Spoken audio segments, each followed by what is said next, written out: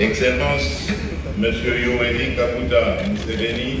président de la République d'Ouganda. Excellence, Monsieur Joao Lourenço,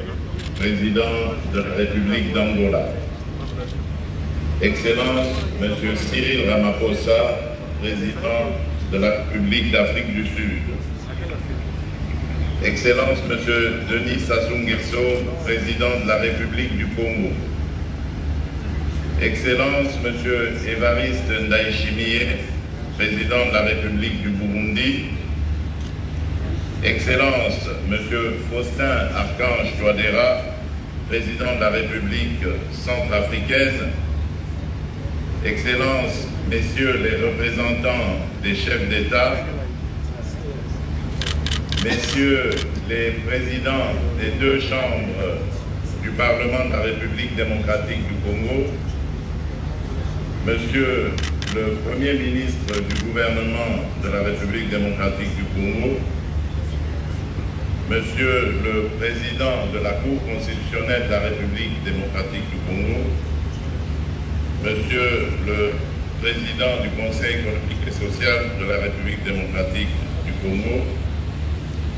Excellence, Monsieur Jean-Pierre Lacroix, secrétaire général adjoint des Nations Unies, Excellence, Monsieur Moussa Faki Mahamat, président de la Commission de l'Union africaine, Excellence,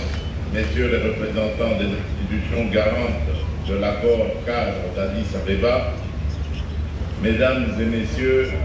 distingués invités, c'est avec une grande joie et un honneur tout aussi grand que la République démocratique du Congo abrite ce jour la 10e réunion de haut niveau du mécanisme régional de suivi de l'accord cadre d'Addis Abeba pour la paix, la sécurité et la coopération pour la République démocratique du Congo et la région. À vous tous, chères parties prenantes, chers invités, je vous souhaite, au nom du peuple congolais et au mien propre, la cordiale et chaleureuse bienvenue à Kinshasa. J'entends, en outre, vous exprimer ici ma gratitude pour avoir répondu positivement à l'invitation vous adressée en dépit de la longue attente qui a pu jalonner la tenue de ce sommet.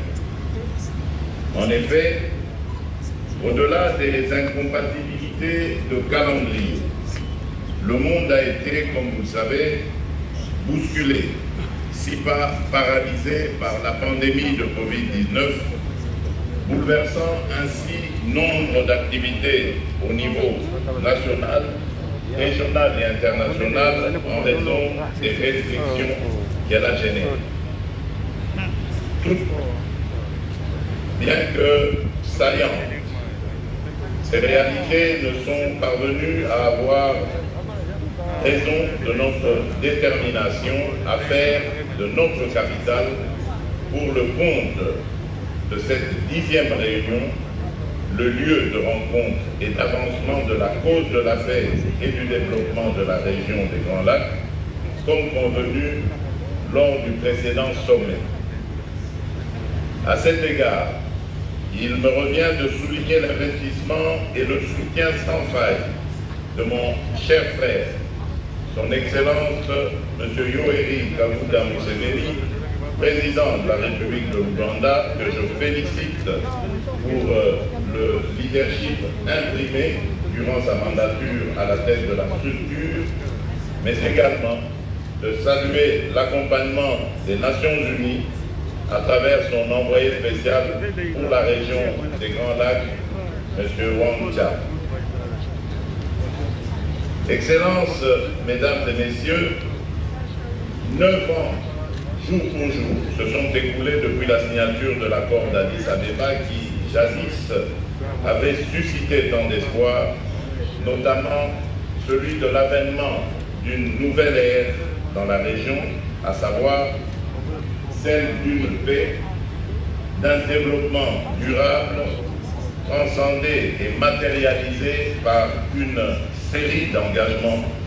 auxquels on souscrit les parties prenantes que nous sommes. Cette paix, condition sine qua non pour toute velléité de développement, doit en effet découler d'un travail en synergie pour mettre fin au cycle récurrent de violences armées, d'instabilité rencontrées depuis plus de 2 décennies dans la région en général et à l'est de la République démocratique du Congo en particulier. En effet, plusieurs défis demeurent à être relevés pour rompre la spirale de violence découlant de l'activisme des groupes armés locaux et régionaux, dont les plus nocives devront être les Allied Democratic Forces, ADF en sigle, mouvement terroriste islamiste qui constitue une sérieuse menace à la sécurité et à la stabilité régionale. À cet égard, et en mémoire des victimes des atrocités commises contre les populations civiles, les membres des forces de défense et de sécurité des pays de la région, les casques bleus ainsi que les étrangers en séjour dans la région, je vous prie de vous lever et d'observer un instant de recueil.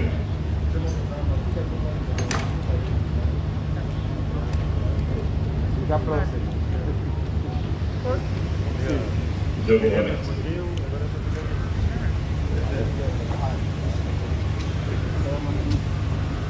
Excellences, Mesdames et Messieurs,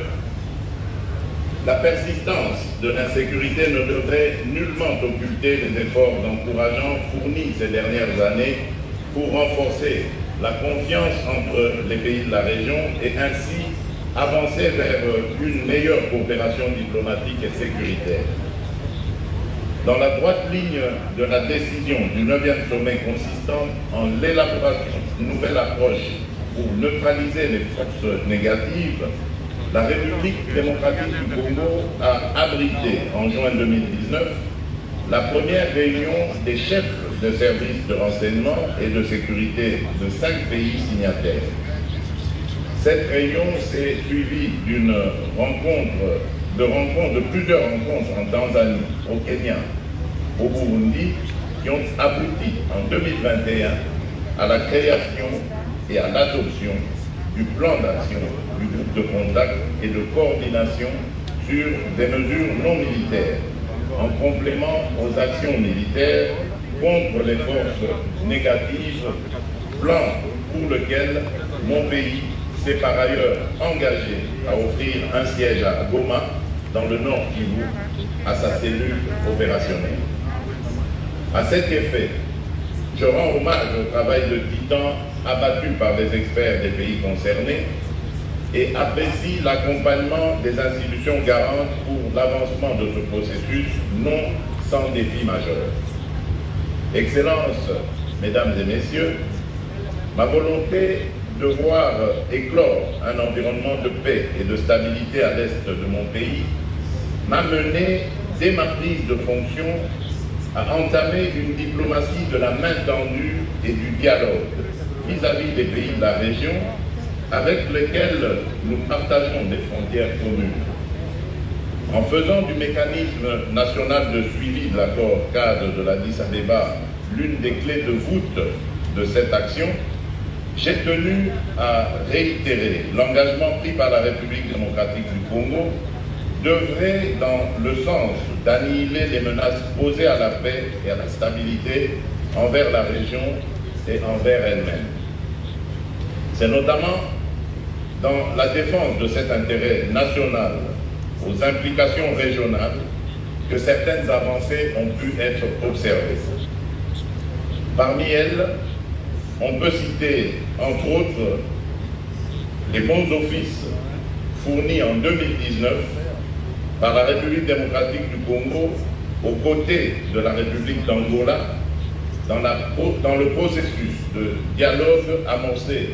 entre la République de l'Ouganda et la République du Rwanda dans le but de préserver la paix et la concorde entre les deux peuples.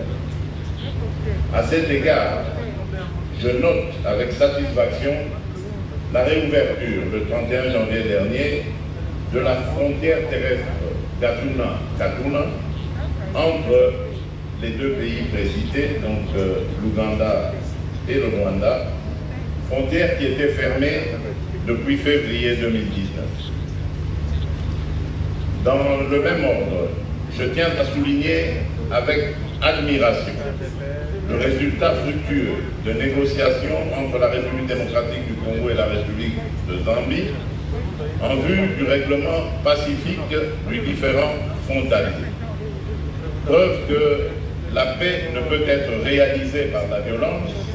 elle ne peut être atteinte que par la compréhension, comme l'a si bien dit Ralph Waldo. Ainsi, en vue de favoriser la prospérité partagée, mon pays a conclu en 2001 des accords de coopération bilatérale avec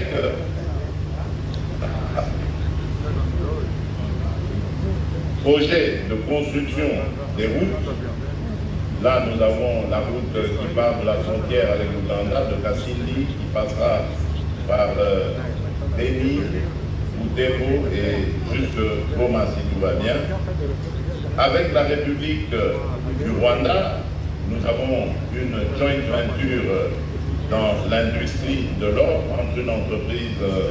nationale congolaise et une entreprise privée rwandaise. Un mémorandum d'entente avec la République de Burundi pour développer certains projets, et le plus important étant le chemin de fer qui viendrait de Dar es Salaam jusqu'à Uvira, en passant évidemment par le Burundi. Avec la République du Congo, le projet de construction du pont route-rail sur le fleuve du même nom qui sépare les deux pays, les deux capitales les plus rapprochées du monde.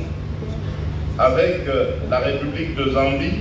le projet de construction d'une chaîne de valeur de fabrication, d'une chaîne de fabrication de batteries électriques. Avec la République d'Angola, la construction du chemin de fer Kolwezi-Ilolo qui irait rejoindre celui de Benguela pour aller vers le port de Lobito. Avec la République centrafricaine, un projet de mise sur pied d'un bac qui va faciliter la traversée de la rivière, la rivière entre Bangui et la ville de Zongo. Tout cela, c'est comme pour paraphraser Kofi Annan, le prix Nobel de la paix en 2001 et ancien secrétaire général des Nations Unies, qui disait « Sans progrès, il n'y a pas de paix possible. Sans paix, il n'y a pas de progrès possible. » En outre, comme vous le savez, les forces armées de la République démocratique du Congo et les forces de défense du peuple ougandais, UPDF, sont sans désemparer depuis le 29 novembre 2021 dans une mutualisation des forces contre les ADF-NTM qui opèrent dans le nord-est congolais à la frontière avec l'Ouganda. Excellences, messieurs d'État et de gouvernement, Excellences, Monsieur